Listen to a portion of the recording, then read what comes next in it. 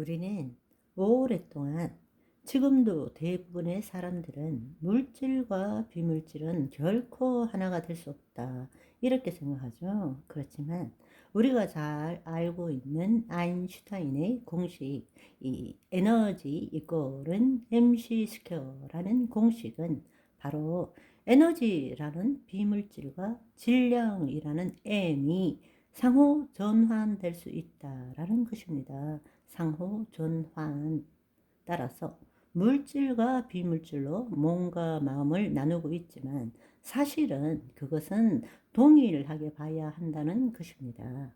이제 우리는 오늘날 21세기의 관점으로 봤을 때는 헬라적으로 물질과 비물질을 나누는 사고방식에서 벗어나야 합니다. 그래서 우리가 오늘날 의학에 있어서도 몸과 마음은 분리된 것이 아니다. 그리고 우리가 잘 아는 것처럼 대부분의 마음의 문제가 몸의 문제로 나타나는 것이죠.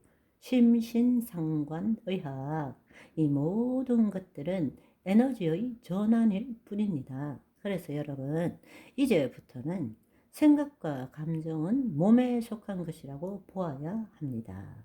왜냐하면 뇌의 활동이기 때문입니다. 그것은 뇌의 활동을 나타내는 것을 우리는 마음이다 이렇게 부르는 것입니다. 또 중요한 사실 중 하나는 마음이 지정의를 가졌다라고 말하지만 사실은 그렇지 않습니다. 만약 마음이 지정의를 가졌다면 여러 가지 면에서 비성경적이게 되는 것입니다. 마음은 몸에 속한 것으로 의지를 갖고 있지 않습니다. 의지를 가지는 것은 나라는 존재입니다. 뇌 자체가 아닙니다. 뇌의 활동으로 나타난 마음이 나일 수는 없습니다. 우리는 자유의지를 가지고 내 생각과 감정을 선택하는 것이 혼입니다. 하나님의 말씀을 선택하든지 마귀의 말을 선택하는 것은 마음이 하는 일이 아니라 혼, 자의식체인 혼이 하는 일입니다. 예를 들어서 내가 죄를 지은 것이지 내 마음이 죄를 지은 것은 아니라는 것입니다. 마음에 떠오르는 것을 나라는 혼이 그것을 붙잡고 그것을 나라고 믿은 것이죠. 지금 우리가 말하는 마음은 의지를 갖고 있지 않습니다.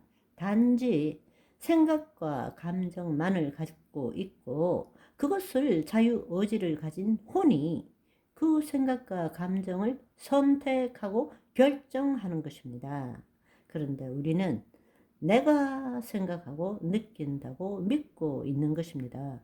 그렇지 않습니다. 우리는 심중의 영향을 받은 혼이 마음에 나타나는 수만 가지 생각과 감정을 지금 선택하고 있는 것입니다.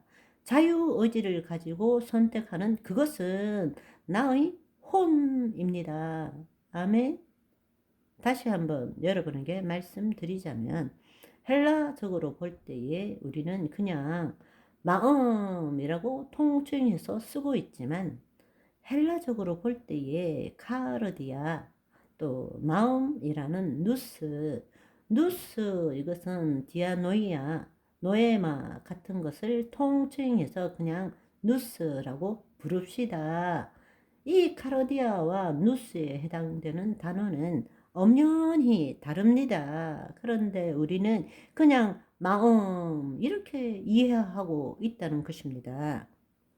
더더구나 마음, 정신, 혼은 동일한 거야. 지정의가 있어. 이렇게 이해하고 성경을 본다면 어떻게 성령의 역사를 제대로 이해할 수 있으며 내 존재가 구원 전후가 어떻게 바뀌었는지 그리고 하나님의 말씀이 어디에 거하는지 지금 내가 생각하는 것이 무엇을 의미하는지를 어떻게 알 수 있겠습니까? 이 마음을 제대로 이해하는 것은 혼어의 구원과 더불어서 우리의 삶을 변화시키는데 절대적으로 중요합니다.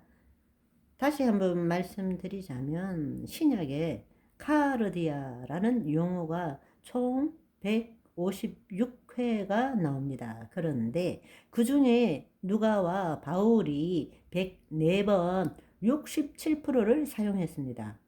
마음은 앞서 말한 것처럼 누스, 디아노이아 등으로 표현되는데 누스는 24번, 그 중에 22번, 92%를 누가와 사도 바울이 사용했습니다. 디아노이아의 경우 총 12번 나오는데 그 중에 58% 해당되는 7번을 두 분이 사용했습니다. 노에마라는 경우는 총 6번 나오는데 바울이 혼자서 고린도후서, 빌립보서의 6번 모두를 사용했습니다.